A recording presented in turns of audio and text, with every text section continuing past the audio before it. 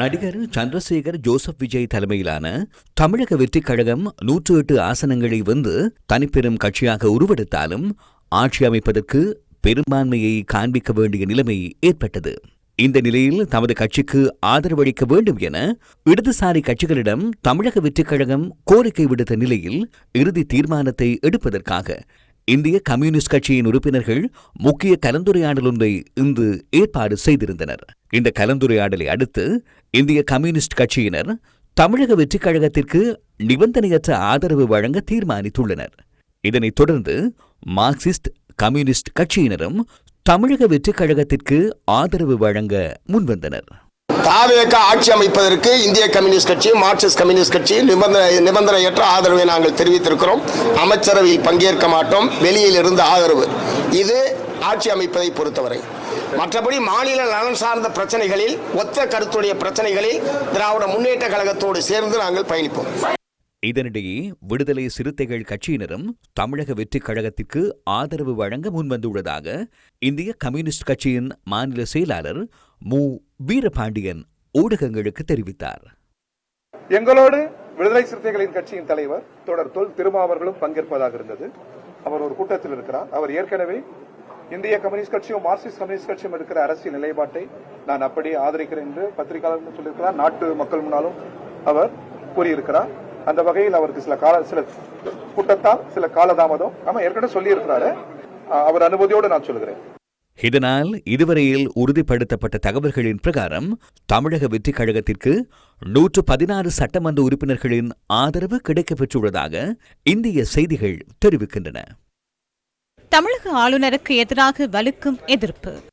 Joseph Vijay முதலமைச்சராவதை தமிழக ஆளுநர் தடுப்பதாக தெரிவித்து தமிழகத்தின் பல்வேறு பகுதிகளிலும் கண்டன ஆர்ப்பாட்டங்கள் இன்று முன்னெடுக்கப்பட்டன. சென்னை மாவட்ட காங்கிரஸ் கமிட்டி சார்பில் அண்ணா சாலை தாராப்பூர் டவர் அருகில் இடம்பெற்ற கண்டன ஆர்ப்பாட்டத்தின் காட்சிகளே இவை.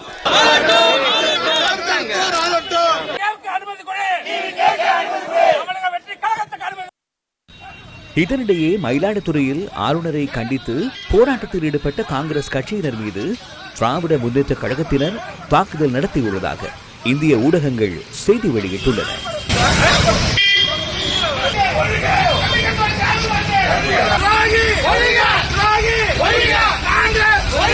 இதேவேளை தமிழக முதலமைச்சராக ஜோசப் விஜயை பதவி பிரமாணம் செய்து வைக்குமாறு தெரிவித்து தமிழக ஆளுநர் அலுவலகத்துக்கு முன்பாக எதிர்ப்பு பதாகைகளை ஏந்திய வண்ணம் தமிழக வெற்றிக் கழகத்தின் உறுப்பினர்கள் இன்று எதிர்ப்பில் ஈடுபட்டனர். இதனிடையே ராஜ்பவன் எனப்படும் சென்னை கிண்டி பகுதியில் உள்ள தமிழக ஆளுநரின் உத்தியோகபூர்வ இல்லத்திற்கு முன்பாக நூற்றுக்கணக்கான போலீசார் பாதுகாப்பு கடமைகளில் ஈடுபடுத்தப்பட்டிருந்தனர். ஆளுநரின் நிலைப்பாடு. தமிழக வெற்றிக் கழகத்தின் தலைவர் ஜோசப் விஜய் முதலமைச்சராவதை தடுக்கவில்லை என தமிழகத்தின் பொறுப்பு ஆளுநர் ராஜேந்திர விஸ்வநாத் அர்லேக்கர் ஆங்கில தொலைக்காட்சி ஒன்றுடனான நேர்காணலில் கூறியுள்ளார். பெரும்பான்மை இல்லாமை ஜோசப் விஜய்க்கு மாத்திரமன்றி தமிழகத்துக்கான பிரச்சினை எனவும் தமிழக ஆளுநர் கூறியதாக தமிழக ஊடகங்கள் தெரிவிக்கின்றன. அண்ணா திராவிட முன்னேற்ற கழகமும் தமக்குள் இணைந்து பெரும்பான்மையை நிரூபித்தாலும் அவர்களும் ஆட்சி அமைக்க உரிமை கோர முடியும் என தமிழக பொறுப்பு நிலை ஆளுநர் சுட்டிக்காட்டியுள்ளதாக அந்த செய்தி தொடர்கிறது. பாரதிய ஜனதா கட்சியின் நிலைப்பாடு. இதனிடையே தமிழக ஆளுநர் அரசியலமைப்புக்கு அமையவே செயற்படுவதாக பாரதிய ஜனதா கட்சியின் தேசிய மகளிர் அணி தலைவி வானதி ஸ்ரீனிவாசன் தெரிவிக்கிறார். தமிழக பாரதிய ஜனதா கட்சியானது தமிழ்நாட்டில் புதிய அரசை அமைப்பதற்கான எந்தவொரு முயற்சியிலும் தன்னை இணைத்துக் கொள்ள விரும்பவில்லை என்பதுடன் ஆட்சி அமைக்கும் எவ்வித முயற்சியிலும் கட்சி எவ்வித நேரடி பங்களிப்பையும் மேற்கொள்ள விரும்பவில்லை என அறிக்கையொன்றின் மூலம் தெரிவித்துள்ளது. திமுக கோரிக்கை.